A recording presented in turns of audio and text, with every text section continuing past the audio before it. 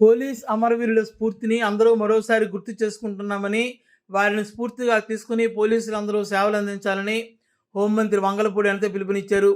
Police అమరవీరుల దినోత్సవంలో పాల్గొన్న హోంమంత్రి మాట్లాడుతూ, ప్రజల భద్రతే ధ్యేయంగా పోలీసులు పనిచేస్తున్నారని, పోలీస్ అంటే ఒక ధైర్యం, పోలీస్ అంటే ఒక బాధ్యత, పోలీస్ అంటే ఒక త్యాగం, పోలీసు వృత్తిలో అడుగుపెట్టిన రోజు నుంచి తమ ప్రాణాలను సైతం లెక్క చేయకుండా ప్రజల భద్రతే ధ్యేయంగా పోలీసులు పనిచేస్తున్నారని ప్రశంసించారు.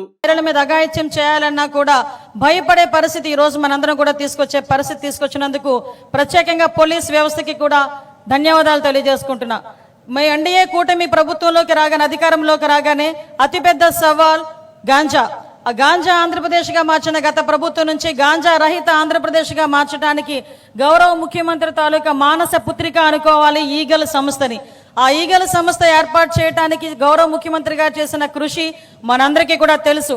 ఈ రోజు ఈగల్ టీంను ఒక పటిష్టపరచడమే కాకుండా వాళ్ళకి సాంకేతిక ఆధునిక పరికరాలతో సైతం ఈ రోజు ఈగల్ని ఏర్పాటు చేసి గాంజా రహిత మనకి డ్రగ్స్ రహిత ఆంధ్రప్రదేశ్గా మార్చడానికి మనందరం కూడా కృషి చేయటం. దానిలో భాగంగానే ఈగల్ టీం అంతా కూడా చాలా సమర్థవంతంగా పనిచేయడమే కాకుండా ఈ ఎన్డీపీఎస్ యాక్ట్లో కూడా ఈరోజు మన ఆస్తుల్ని జప్తు చేసే విధానాన్ని కూడా తీసుకొచ్చి ఈరోజు మరొక మన విజయంగా భావించాలి. గాంజా కల్టివేషన్ ఫ్రీ ఆంధ్రప్రదేశ్గా కూడా మార్చుకోవడానికి కృషి చేసిన ప్రతి ఒక్కరికి కూడా పేరు పేరున నేను ధన్యవాదాలు తెలియజేసుకుంటున్నా. ఈరోజు ఆపరేషన్ ట్రేస్ అని ఏర్పాటు చేసుకొని ఈ ఒక్క నెలలోనే సుమారుగా 670 మహిళల్ని మనకి తప్పిపోయిన మహిళల్ని కూడా ఈరోజు మనం తీసుకొచ్చిన పరిస్థితి కూడా మనకు కనిపించాం.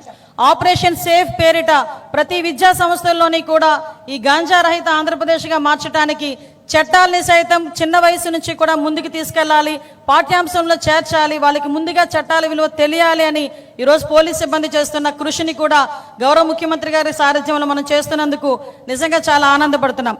ఈ సైబర్ క్రైమ్ పోలీస్ స్టేషన్ ఏర్పాటులో గౌరవ ముఖ్యమంత్రి గారి పాత్ర అమోఘం అని చెప్పాలి.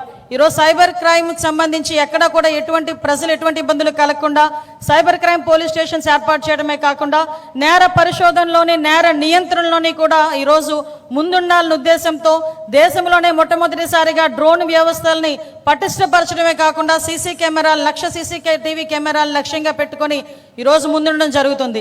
మరొకసారి మీ అందరికీ కూడా ధన్యవాదాలు తెలియజేయాలి. ఎందుకంటే ఒక నేరం జరిగిన తర్వాత 24 గంటల్లోనే నేరం చేసిన వ్యక్తిని పట్టుకుని రిమాండ్కి పంపించడమే కాకుండా త్వరితగతిన అతనికి శిక్ష పడేటట్టుగా చేసిన ప్రతి ఒక్క పోలీస్ సిబ్బందికి కూడా మరొకసారి నేను ధన్యవాదాలు తెలియజేసుకుంటున్నా.